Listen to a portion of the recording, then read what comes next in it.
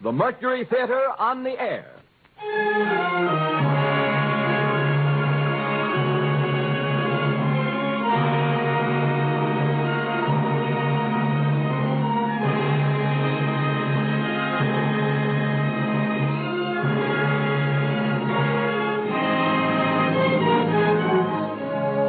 The Columbia Broadcasting System takes pride in bringing you Orson Welles and the Mercury Theater on the air in another broadcast of the unique series which signalizes radio's first presentation of a complete theatrical producing company.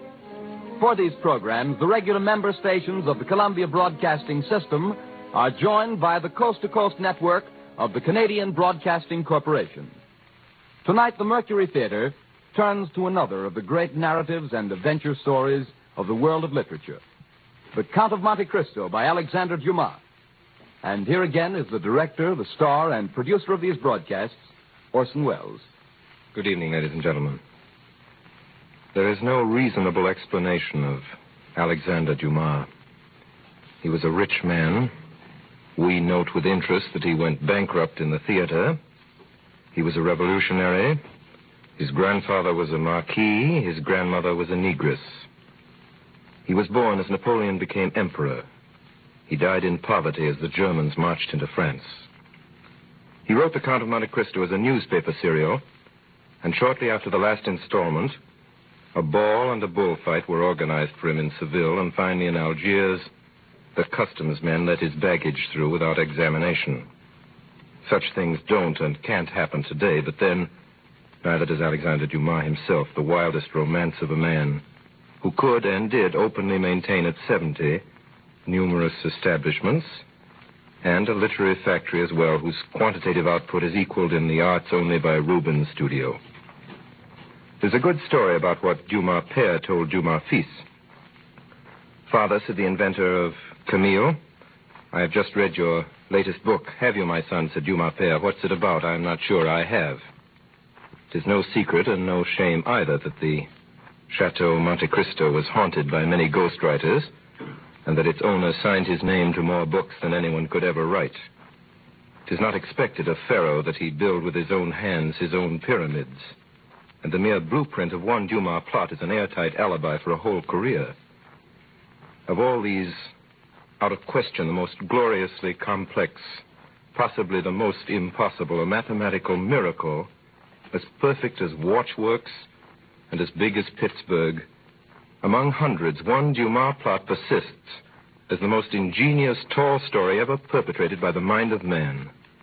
God's vengeance on radio scriptwriters and your indestructible delight in spite of us. Here, then, is a humble 57 minutes worth of The Count of Monte Cristo.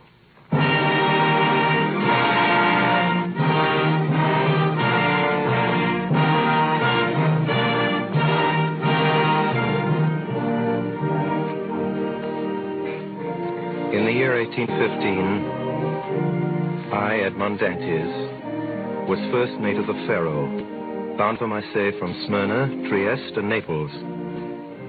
The day we left Naples, the captain was attacked by a fever and died within 3 days. On the 28th day of September, we sighted the coast of France. Some hours later, we rounded the Chateau d'If and entered Marseille harbor. Monsieur Morel, the owner, came abroad. Good day, Monsieur Morel. Good day, Monsieur Danglars. You've heard of the misfortune that's befallen us, Monsieur Morel? Yes, you mean poor Captain Leclerc.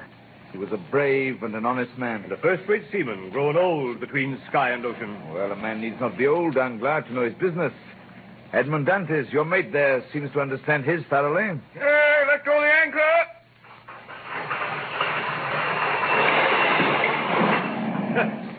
You see, he fancies himself captain already. And so, in fact, he is. Monsieur Morel, I'm at your service. You called me, I think. Yes, Dantes. I'm told you stopped a day and a half at the Isle of Elba. Why? I don't know, sir.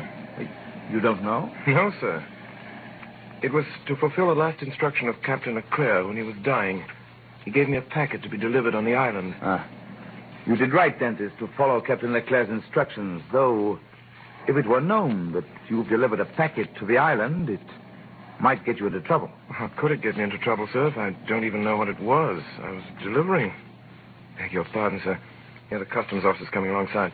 Hey there, lower the companionway. Well, Monsieur Morel? Yes, Monsieur Danglars? Edmond Dantes gave you satisfactory reasons for his landing at Elba? Oh, yes, quite satisfactory. So much the better. Yes, it was Captain Leclerc who gave orders for this delay. Talking of Captain Leclerc, has Dantes given you a letter from him? To me? No, was there one? I believe that besides the packet, Captain Leclerc had confided a letter to his care. Of what packet are you speaking, Danglars? Of that which Dantes left at the Isle of Elba. How do you know he had a packet to leave at the Isle of Elba? I was passing close to the door of the captain's cabin, which was partly open. I saw him give the letter and the packet to Dantes. He didn't speak to me of it, but if there was any letter, he'll give it to me. Danglars, you'll report to the office this afternoon with the bills of lading and the storage plans. Good day. Good day, Monsieur Morel.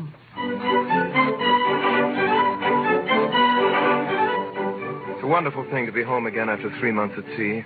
To see the places you've grown up in as a boy and the streets full of people. I found my father in the little dark room where he lived on the 4th floor of a house in the Rue du Noyer. Father! Oh, Edmond. Father. What is it? Are you ill? Father, what's wrong with you? No, my boy, my son, no, but I didn't expect you in the joy and surprise of seeing you so suddenly. Father, listen to me.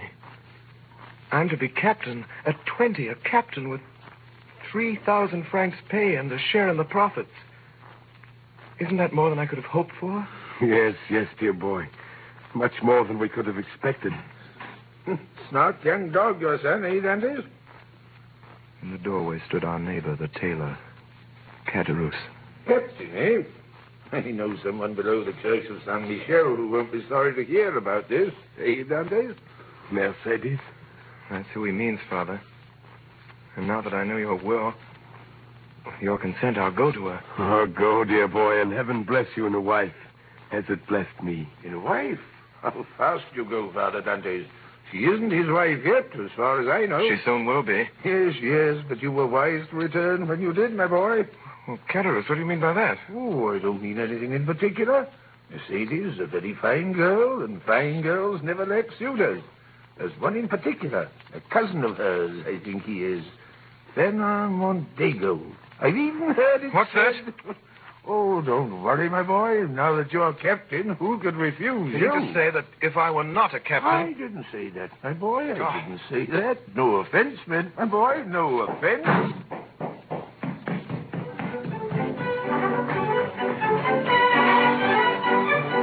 I went into the street, down past the church of San Michel, into the fisherman's quarter.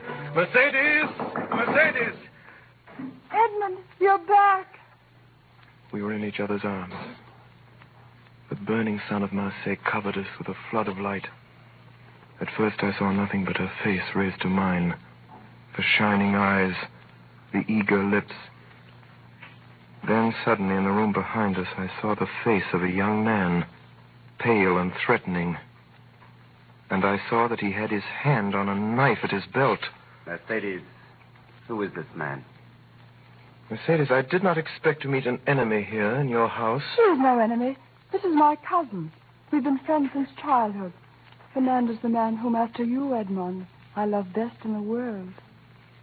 Well, give me your hand, Fernand. Is your name Edmond Dantes? Fernand Mondego came forward. For an instant, I saw a look of deadly hatred in his eyes. Then, quickly, without giving me his hand, he went past us and out into the street.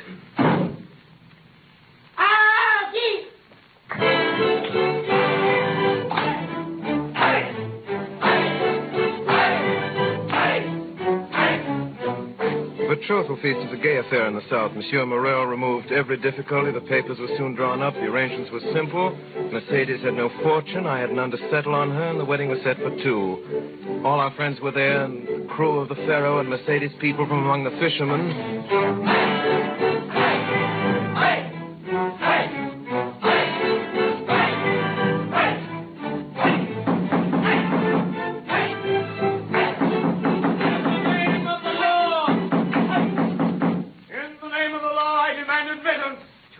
sir. What did he say? The law.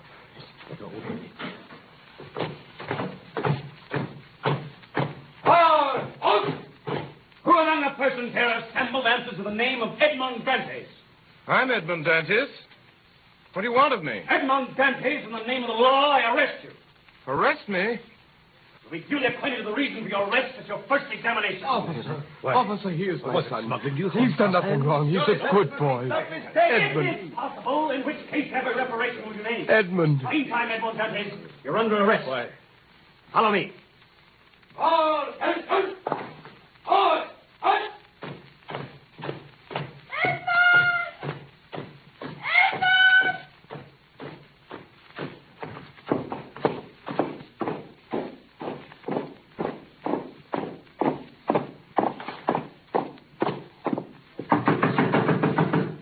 Come in.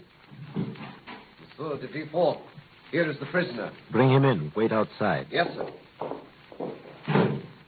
What is your name?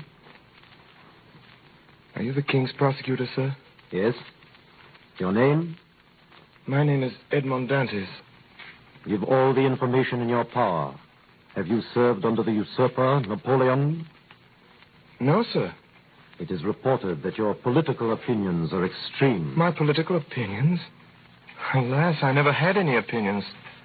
I'm hardly 19, sir. What do you make of this, then? It is a letter, Monsieur Dantes. Well, read it.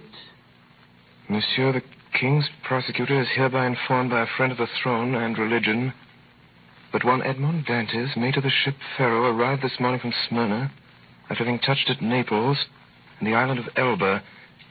He's been entrusted by the usurper with a letter for the Bonapartist committee in Paris. Proof of this crime will be found on arresting him, for the letter will be found on his person or at his father's or in his cabin on board the Pharaoh.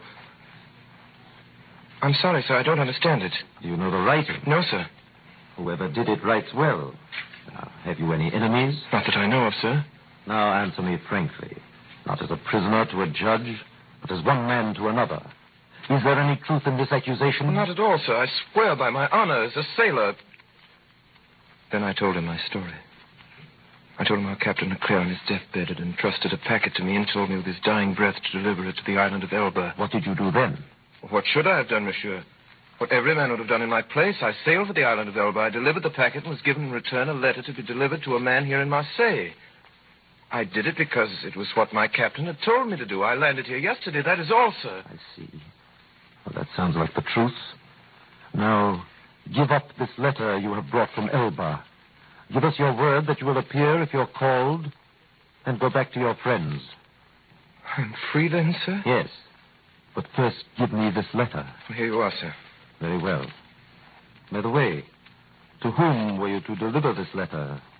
To Francois Noirtier of this city. Francois Noirtier? Yes, sir. Why, do you know this man? A faithful servant of the king does not know conspirators. Have you shown this letter to anyone? To no one, sir, on my honor. Nobody knows that you are the bearer of a letter from the Isle of Elba addressed to Francois Noirtier? Nobody, sir, except the person who gave it to me. Why, sir? What's the matter? What's the matter, sir? You give me your word of honor that you are ignorant of the contents of this letter? My word of honor, sir, but what's the matter? You're ill, sir. Shall I call for help? No, stay where you are. It is for me to give orders here, not you. I'm sorry. I am no longer able, as I had hoped, to restore you to liberty. Before doing so, there are formalities to be gone through. I'll try to make them as short as possible. The principal charge against you, as you know, is this letter. And you see what I do with it. You see, I destroy it. Oh, Monsieur de Villefort. Your goodness itself. Now then, do you trust me? Order me, sir, and I'll obey. Listen, this is not an order, but advice that I give you. Yes, monsieur. I shall keep you until this evening here in the Palais de Justice. Yes, sir.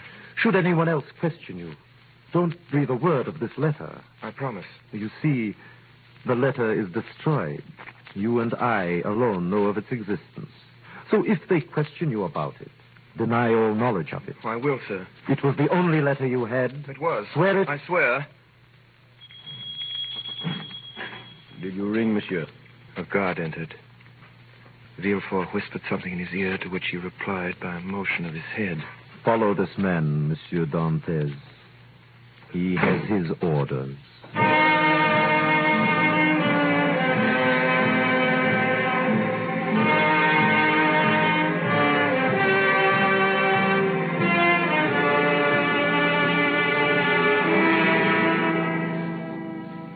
I was taken to a cell. Presently it grew dark. Hours later, I heard steps coming along the corridor. By the torches they carried, I saw the glittering sabers and carbines of 4 gendarmes. Edmond Dantes? Have you come to fetch me? Yes, By the orders of the king's prosecutor? I believe so. Come with us.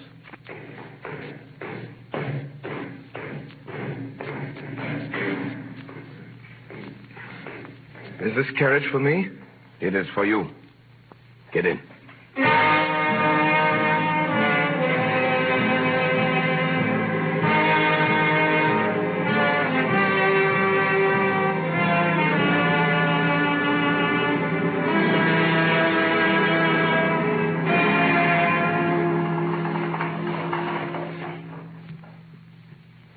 Get on board.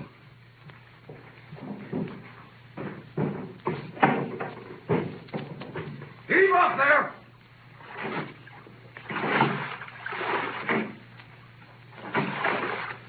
I sat in the stern sheets with a guard on each side of me in the little boat.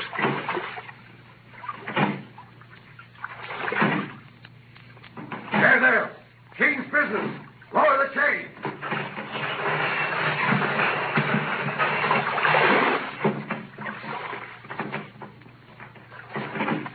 The chain that closes the mouth of the port at night was lowered. Soon we were outside the harbor. My first feeling was one of joy at breathing the fine sea air again, then of sadness as I saw the lights of La Reserve away to the left of me and heard the sound of voices and music coming through the open windows.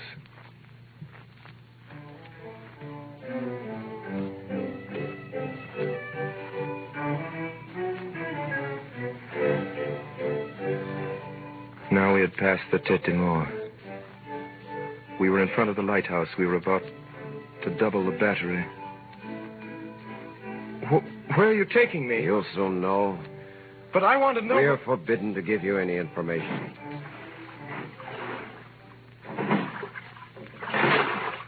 Now we had left the Aérotonneau where the lighthouses stood, and we were going past the fisherman's quarter.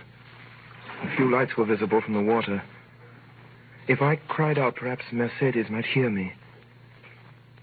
I remained silent, my eyes fixed on the lights. The boat went on, and presently a rising ground hid the lights. Then I saw that we were out to sea. Comrades! For the love of God, tell me where we're going. You're a native of Marseille and a sailor, and yet you don't know where you're going? I have no idea. Well, unless you're blind or have never been outside the harbor, you must know. No. Look around you. Then suddenly, within 100 yards of me in the night, I saw a dark, frowning rock with a tower on it, like a great black scaffold. The Chateau d'If. Quite right, my friend. The Chateau d'If. Help! Help! Let me go! Help! Help! Help! I'm innocent! I'm innocent! I'm innocent! I'm innocent!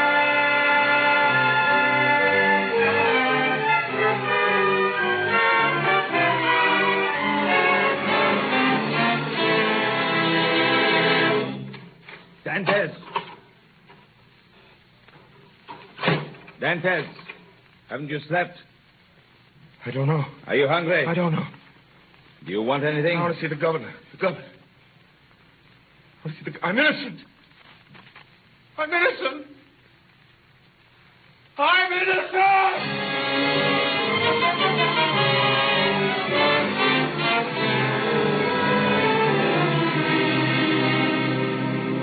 Another day. Another eternity. I threw out my food onto the floor. I walked round and round the narrow cell like a wild beast in its cage. I tore up the straw of my mattress. Dantes! Well, Are you reasonable today? I want to see the governor. I've told you that's impossible. Why is it impossible? It's not allowed. I want to see the governor. Take my advice, my friend. Don't brood over what's impossible. It'll go out of your head. You think so? We had an instance of it here in this cell. The priest who was here before you. He kept offering the governor 1 million francs for his freedom. In the end, he went out of his head. When was he in this cell? 2 years ago. Was he set free? No. He was put in a dungeon. Listen to me. I want to see the governor. If you don't let me see the governor someday, I'll hide behind the door. And when you come in, I'll dash your brains out with a stool. That's, Hey, put that stool down. Are you going to let me see the governor? Put it down. Put that stool down. Put it down. Well, do I see the governor? Yes.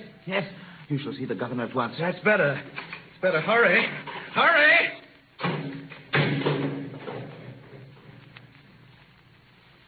Presently, the jailer returned with 4 soldiers.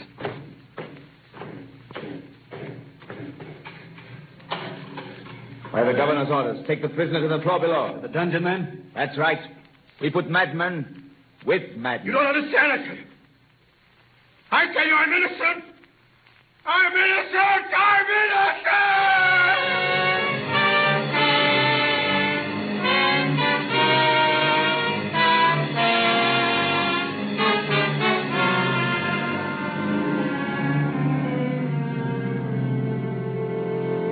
Months went by underground, foul, humid, and dark. Every day, twice a day, morning and evening, the jailer came to my cell and put down the vile food and went away without speaking to me. My hair and nails had grown long, and my skin was white as a leper's. I'd been proud the first months. Now I began to beg. I begged to be moved from this dungeon to another. I begged to be allowed to walk about. I begged for books. Nothing was granted. I spoke to the jailer when he brought me my food. He rarely answered me. But to speak to a man, even though mute, was something. I tried to speak when alone, but the sound of my own voice terrified me. After what must have been 3 or 4 years, the governor of the Chateau was transferred. The new man never troubled to learn my name. I was no longer Edmond Dantes. It's number 34. I took to praying, but not as men pray in prosperity. In my prayers, I laid out every action of my life before the Almighty. Still, I remained a prisoner. Then a deep gloom took possession of me, and then furious rage and savage thoughts of revenge. And wildly, I dashed myself against the walls of my prison. I tore at my own flesh with my nails, and then in the end, I began to think of dying. I swore that I would starve myself to death, so every morning and every evening I threw out through the small grated window all the food the jailer brought me, every bit of it, at first gaily and then thoughtfully and then with regret. I held the plate in my hand for an hour at a time, gazing at the morsel of bad meat, of tainted fish, of black and moldy bread. Then I remembered my oath and threw the dish away. One day, I found I had not sufficient force to throw my supper out of the window. The next morning, I could hardly see or hear. I knew I was dying. The day went by. I felt a sort of stupor creeping over me. The gnawing pain at my stomach had ceased. My thirst had abated. When I closed my eyes, I saw myriads of lights dancing before them. I was on the edge of that mysterious country called death.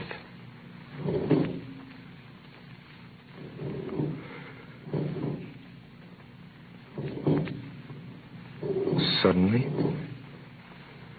a little after dark, I heard a hollow sound in the wall against which I was lying.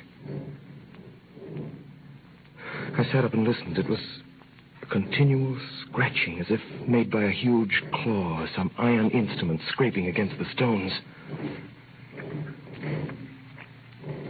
Then all was silent. Soon afterwards, it began again. Nearer and more distinct. Perhaps it was only a workman repairing a neighboring dungeon. I would soon find out. The sound continued. With my earthenware jug, I knocked against the wall where the sound came.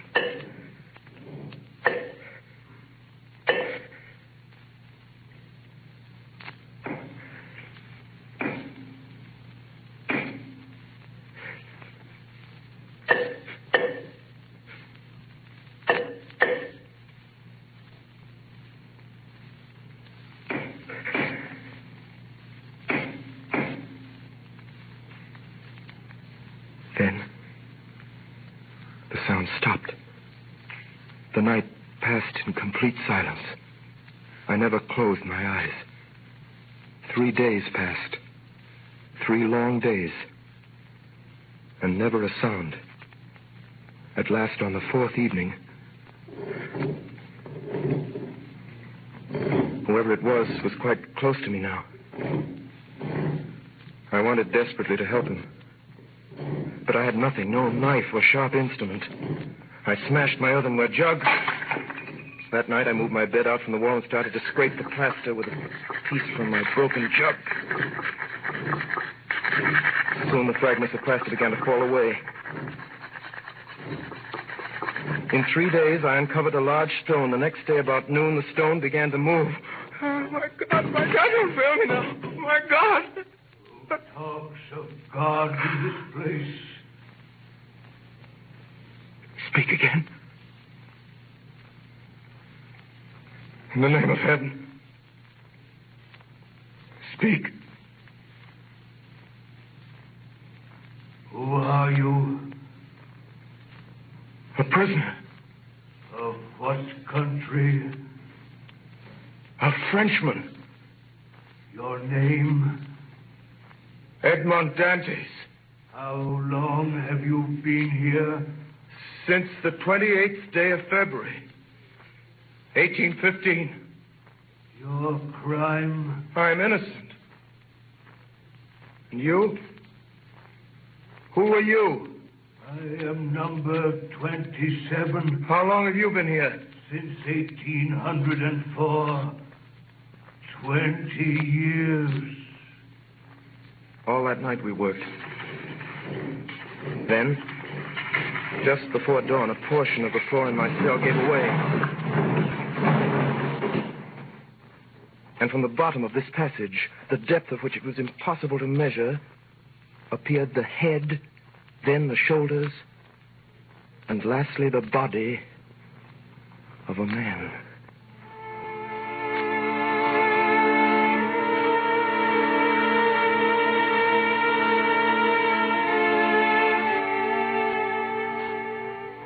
To this man, I owe all that I possess, all that I know, all that I have become. In the prison, he was known as the Mad Priest. I never learned his name. For 8 years, we saw each other every day, using the tunnel he had dug through the solid rock, concealing the mouth of the passage with stones carefully fitted in place. By the sundial he had traced on the wall of his cell, we knew the hours of the guard's visit. The rest of the day we were together. He had been a great scholar in his day, and all that he knew, he taught me with infinite loving patience. Day after day, year after year. Then, one morning when I went down, I found him standing in the middle of his cell. Pale as death. Quick, Dantes, quick. Listen to what I have to say. What is it, Father? Tell me. I beseech you. What's the matter? I am dying. Help me to my bed. See, half my body is paralyzed already. Here, Father. Thank you, my son. Now listen to me. All is over with me. This night or tomorrow, I shall be dead. But, Father... I know the illness. There is no hope. And I shall never leave this place now. Before I die, there's something I want to give you. In his hand, he held a morsel of paper tightly rolled together. A half-burned paper on which were some lines of Gothic character, traced with a peculiar kind of ink. This paper, my child, is my treasure. From this day forth, it belongs to you. You're That treasure? Oh, yes. I know what's passing through your mind at this moment. Even now, you, like all the others. But be assured, my child, I am not mad. This treasure exists. Read what it says. This treasure, which may amount to declarable April 14. You see? I see nothing but broken lines and unconnected words. Yes. To you who read them for the first time. But to me, who have grown pale over them by many nights' study, who have reconstructed every phrase, completed every thought. Have you ever heard of the great Spada treasure? I've heard sailors talk of it, yes. For 10 years, I worked for the house of Spada. That paper you have is what is left of the will of Cardinal Spada, murdered by Roderick Borgia. Now, take this and put the two pieces together and read. The 25th day of April, 1498, being invited to dine by His Holiness Alexander VI, and fearing for my life, I declare to my nephew Guido Spada, my sole heir, that I have buried in a place he knows, in the caves of the island of Monte Cristo, all I possessed of ingots, gold, money, jewels, and diamonds, which treasure may amount to nearly 2 million of Roman crowns, which you will find in the farthest angle of the island cave. And this treasure I bequeath and leave entire to him as my sole heir, Rodrigo Spada. 10 million crowns. Yes, 100 million francs of our money. Think of the good a man could do in the world with 100 million francs. Yes. Now, I am dying. With my dying breath, I leave this treasure to you. Pray God you'll be more fortunate than I. But I have no right to it, sir. You are my son, Dantes. You are the child that God sent to console me in my captivity.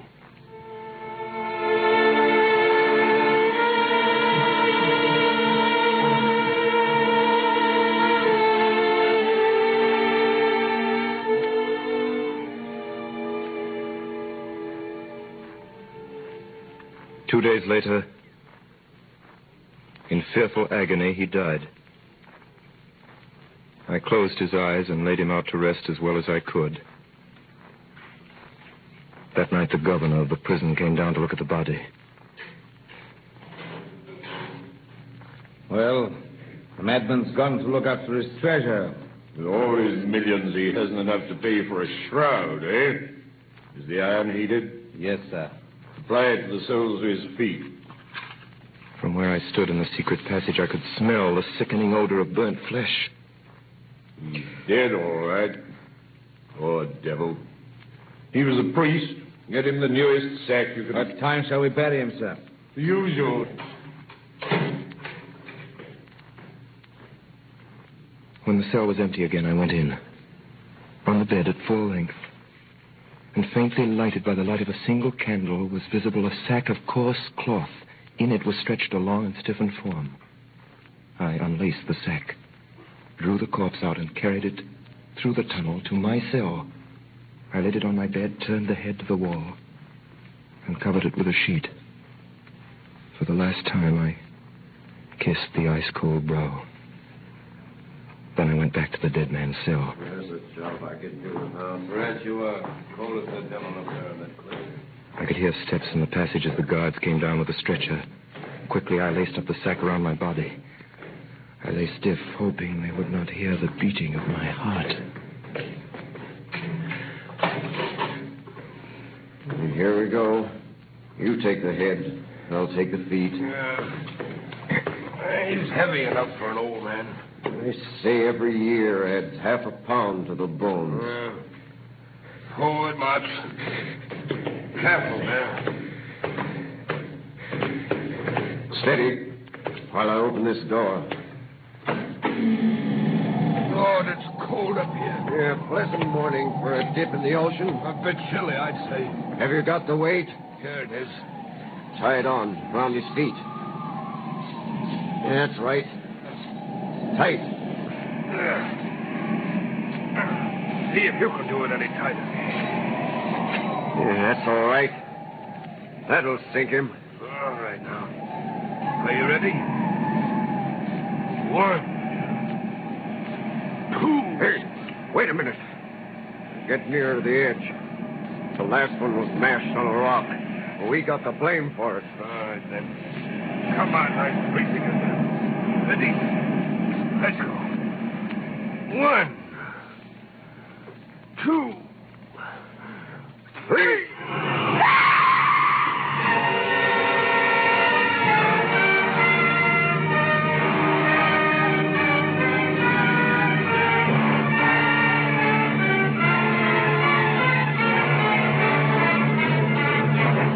You are listening to the CBS presentation of Orson Welles and the Mercury Theater on the Air in Alexander Dumas' Count of Monte Cristo. The performance will continue in just a moment. This is the Columbia Broadcasting System. We continue now with the Count of Monte Cristo, starring Orson Welles with the Mercury Theater on the Air. In September 1834, there arrived in Marseille a man of about 38 or 40, of a pallor that was almost livid. He gave the impression of a man who had been enclosed for a long time in a tomb. Soon after landing, he inquired for a man by the name of Dantes. And hearing that he'd been dead for the past 14 years, he asked for a tailor called Caderousse. Are you Gaspard Caderousse? I am? Let's go inside, my friend. I have to talk to you. Well, what is it? Monsieur Caderousse, in the year 1814 or 15, did you know a young sailor by the name of Dantes? Dantes? Yes. Why do you ask? Is he alive? No, he died in prison. Died, eh? What did he die of? What do young, strong men usually die of in prison? He died of sorrow and a broken heart. And before he died, he begged me to clear his name. He gave me the names of the people here in Marseille who had been his friends. There are 3, he said, besides my father and the girl I was betrothed to. One of them is Caderousse. He said that? The second is Danglars. Danglars? The third is Fernand Mondego. Mondego? You know these men? Know them? Where in heaven's name have you been, my friend? There isn't a man in France who doesn't know them. Danglars is a millionaire, has a banking house of his own. Baron Danglars, he calls himself now. And Mondego's a count and a cabinet minister and an officer of the Legion of Honor, with a house in Paris a block wide. I could tell you something about these 2. Not that it'll do much good now that he's dead. Who? That young fellow you were talking about, Dantes. I've a good mind to tell you anyway. Do you know who sent Edmond Dantes to prison? Well, I do. It was 2 men who were jealous of him. One for love and one for ambition. And do you know who they were?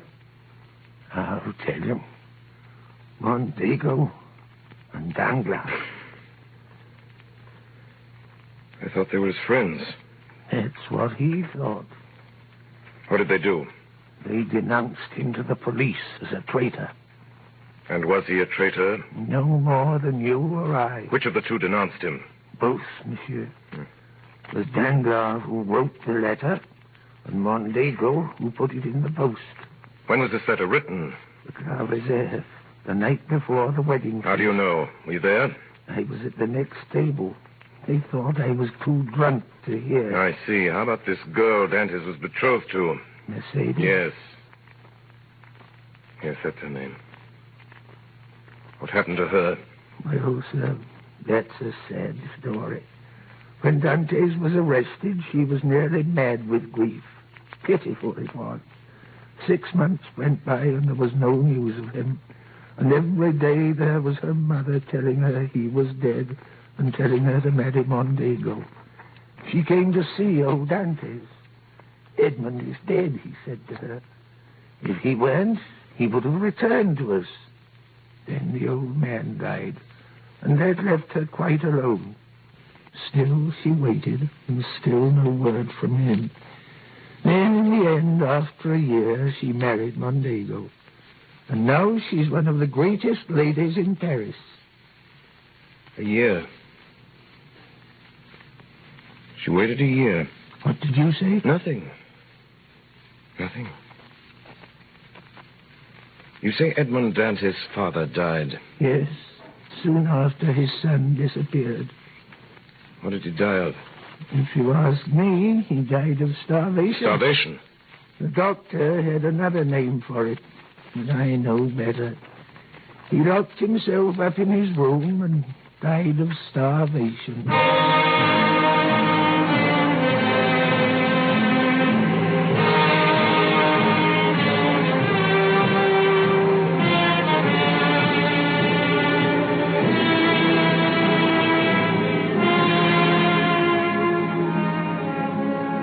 Later that day, the stranger appeared at the Palais de Justice and asked to see the prison records for the year 1815. He obtained permission to go through the case of a certain Edmond Dantes, imprisoned that year and subsequently reported as dead. He found everything arranged in due order: the denunciation, examination, and the magistrate's marginal notes. He read the examination and noted with surprise that the name of Francois Noirtier, to whom the fatal letter had been addressed, never once appeared in it. There was a notation in the margin which read as follows: Edmond Dantes, an inveterate criminal, to be kept in complete solitary confinement and to be strictly watched and guarded. It was signed de Villefort.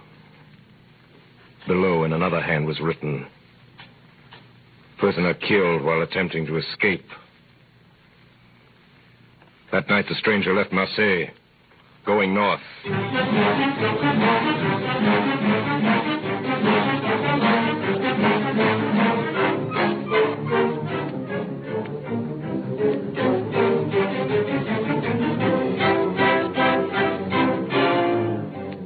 Villefort, Mondego, Danglars. Villefort, Mondego, Danglars. Find out everything there is to know about them. Every move they've made. Every word they've said.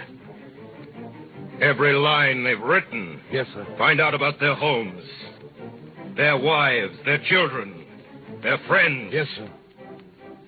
Find out where they got their power, how they made their money, whom they robbed, whom they cheated, whom they murdered.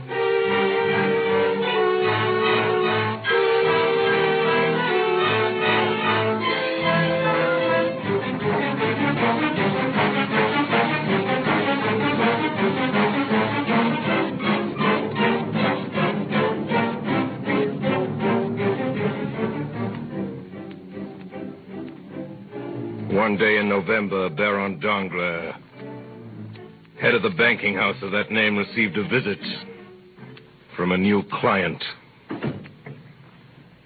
Monsieur le Baron Danglars. I have the honor of addressing the Count of Monte Cristo. You have, sir. Have you been in Paris long, sir? Since this morning. I have a letter here, sir, from the firm of Thompson and French in Rome. A letter of credit in your name. Good. And I take it that beginning today my checks will be duly honored by your house. In this letter, sir, there is one thing not quite clear. Indeed. According to this letter, the Count of Monte Cristo is to have unlimited credit on our house. And what is there in that simple fact that requires explanation? Merely the term unlimited. Are you suggesting that Thompson and French are not looked upon as solvent bankers? No. It was not their solvency that I spoke of. I see. But the word unlimited in financial affairs is so extremely vague a term. To me, Baron, the word means exactly what it says. It means without limitation. I assure you, sir, that up to the amount of $1 million... I beg your pardon. I said that should you be hard-pressed, were you even to require $1 million... $1 million? My dear sir, for a trifle like that, I assure you I should never... trouble to open an account? 1 million francs. Excuse my smiling when you speak of a sum that I am in the habit of carrying in my pocketbook. I admit I am hardly... If you would prefer not to handle this account, Baron Danglars, I have letters similar to yours addressed to Baring of London and Rothschild of the city. You need have no scruples in declining. I assure you I never... No. No, you merely wish to be convinced that your stockholders ran no risk, nothing more. Very sound, Baron Danglars. I understand they include some of the greatest names in France. Am I right? The Duc de Mondego? The Baron de Villefort? It is not generally known that these gentlemen... Of course. Now we understand one another. I should like to draw tomorrow the sum of, shall we say, 6 million francs, half gold, half notes. 6 million francs? As you say, sir. If I should require more, I shall let you know. Oh, by the way, Baron Danglars, buy for me tomorrow 10,000 shares of Austrian Commonwealth. You have some information, sir, about this stock? You will find, sir, that I never gamble, except in certainties.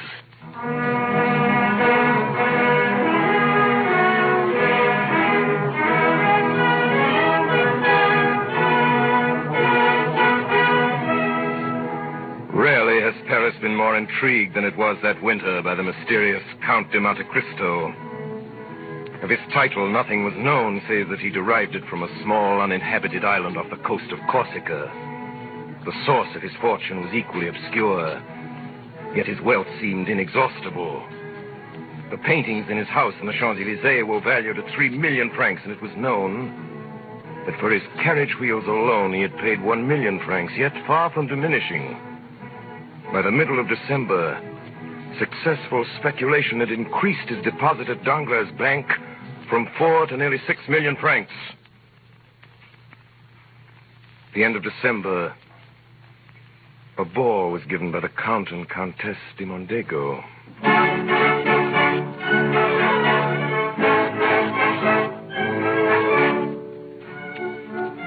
Monsieur, Madame de Noville, Monsieur le Baron de Villefort, Monsieur et Madame de Never, Monsieur le Comte de Monte Cristo. Mercedes, may I present the most talked of man in Paris, the Count of Monte Cristo, Countess de Mondego. I am deeply honored. What is it, Mercedes? What is it? Are you ill? It's nothing, Fernand. Perhaps the heat of this room. It was kind of you to come, sir. Will you give me your arm, Count de Monte Cristo? I am honored, madame.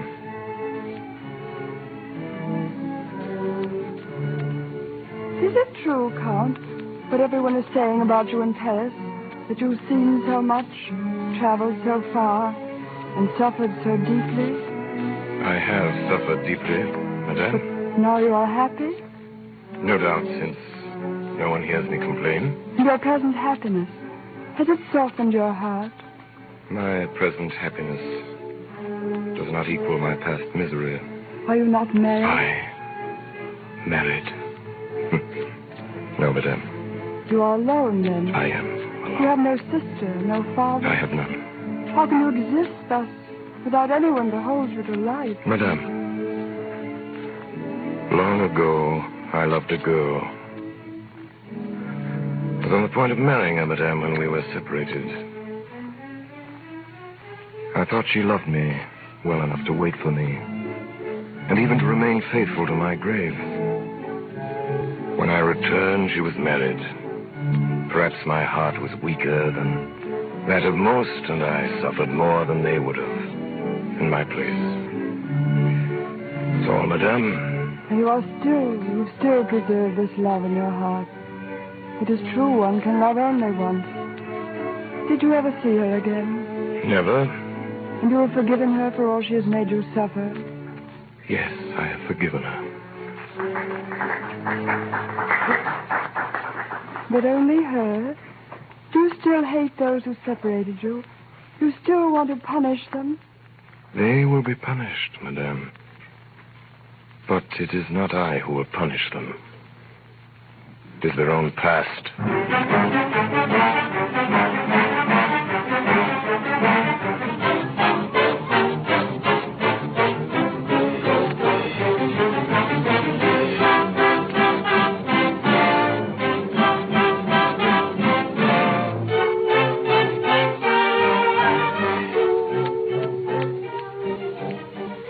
Danglars, Villefort, Mondego. What have you found out about these men? Danglars. Danglars, native of Marseille. Banker, 3 times bankrupt. Convicted of using charity funds. Yes. Recently suspected of plunging heavily with borrowed funds. Villefort, native of Marseille. Formerly King's agent in that city, where he acted as Bonaparte's spy under the name of Francois Noirtier. Known to accept bribes. At present Prosecutor General at King's Court. Said to speculate heavily with Danglars' bank. Mondego, native of Marseille. Dismissed from naval service for theft. Tried for murder, 1816. Deserted French army, 1824. 1828, betrayed Ali Pasha to Turks for 2 million piastres.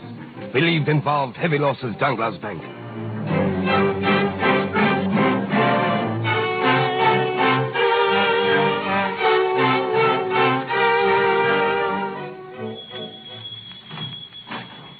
Monsieur Danglars. He's in the private office, Baron de Villefort.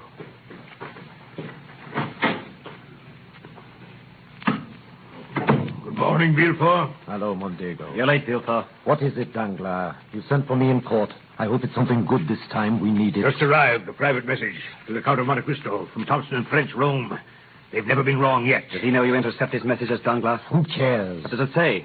Read it. Secret treaty signed tonight. Anglo-Italian due sharp rise. Buy all available shares, Thompson and French. Well? We are going to buy. Danglars, I'm worried. Everything you've touched has gone wrong lately. Those Belgian bonds, we lost 500,000 on them. Whose fault was that? On whose information? Can I have a Danglars if the government changes its mind? Gentlemen. Our situation is desperate. We've got to plunge. Things have been going badly lately. We have no choice. If it weren't for Monte Cristo's deposits, we'd been bankrupt 3 weeks ago. If that money should be called today or tomorrow or the next day, this bank is ruined. Danglars, I don't see what that has to do with us. Oh, you don't you? If I go, you go. Make no mistake about that. Gentlemen. What do you propose to do about it, Danglars? It's our only chance to get out. I propose to buy every share of Anglo-Italian that comes into this market. With what? You forget, gentlemen. The Count of Monte Cristo has 6 million francs deposited in this bank. And what about this message? Does Monte Cristo get to see it? This message, gentlemen, was lost in transmission.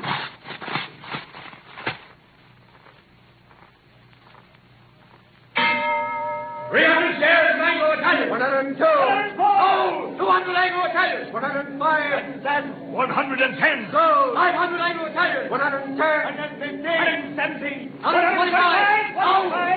300 shares of Anglo-Italian. 130. 125. 300 shares at 150. 100 shares of Anglo-Italian. 160. 175. Well, 62,000 shares. How much profit does that show? So far, 750,000. And it's only a beginning. Who was selling? I don't know. I couldn't find out. Come in. Well, what is it? The Count of Monte Cristo to see you, sir. Tell him I'm not... Good afternoon, gentlemen. I hope I don't intrude. Danglars? De Villefort? Mondego? How fortunate.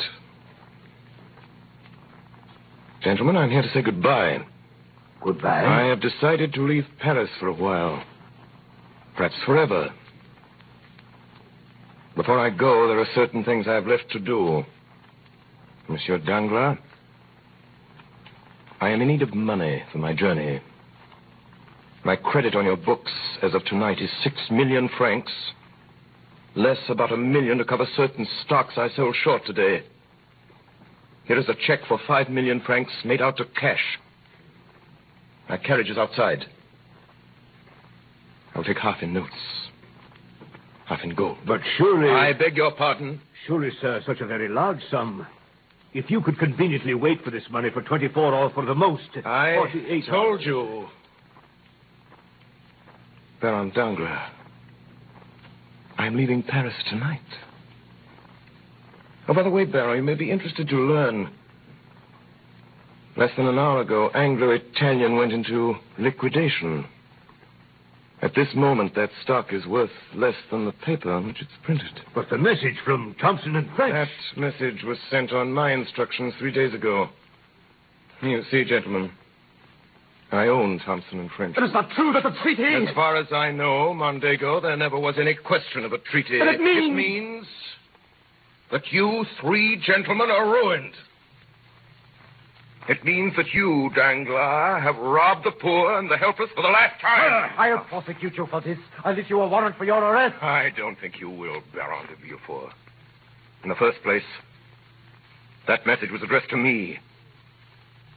In the second place, since noon today, there has been in the hands of the Minister of Justice a complete record of the career of Francois Noirtier, Baron de Villefort, spy, thief, forger, informer, What are you? perjurer. Who am I? Still you do not know? I know you very well, Fernand Mondego. And tomorrow all Paris will know you for what you are. Deserter, traitor, murderer. Who are you?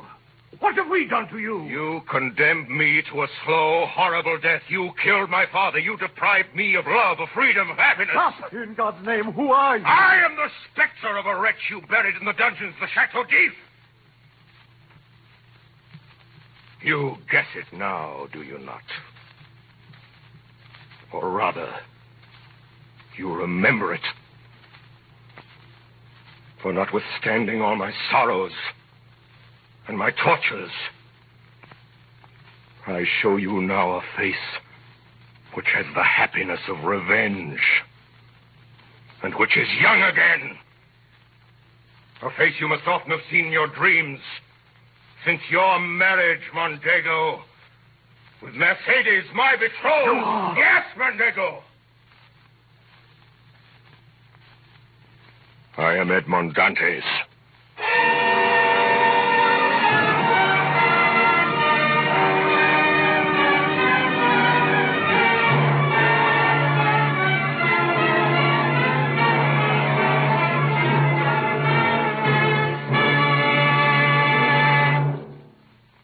Tonight, the Columbia Broadcasting System, through its affiliated stations coast to coast and the network of the Canadian Broadcasting Corporation, has brought you a performance of Alexander Dumas' great adventure story, The Count of Monte Cristo, as dramatized in the first-person singular by Orson Welles and played by the Mercury Theater on the Air.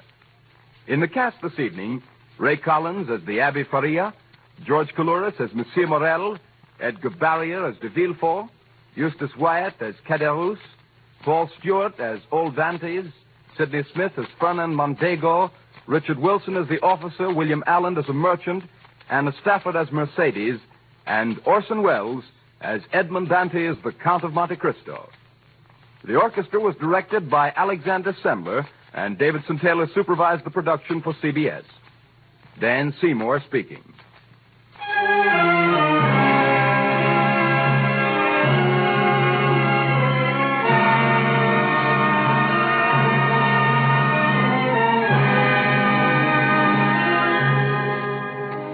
Next week at this same time, another great narrative brought to life by Orson Welles and the Mercury Theater on the Air.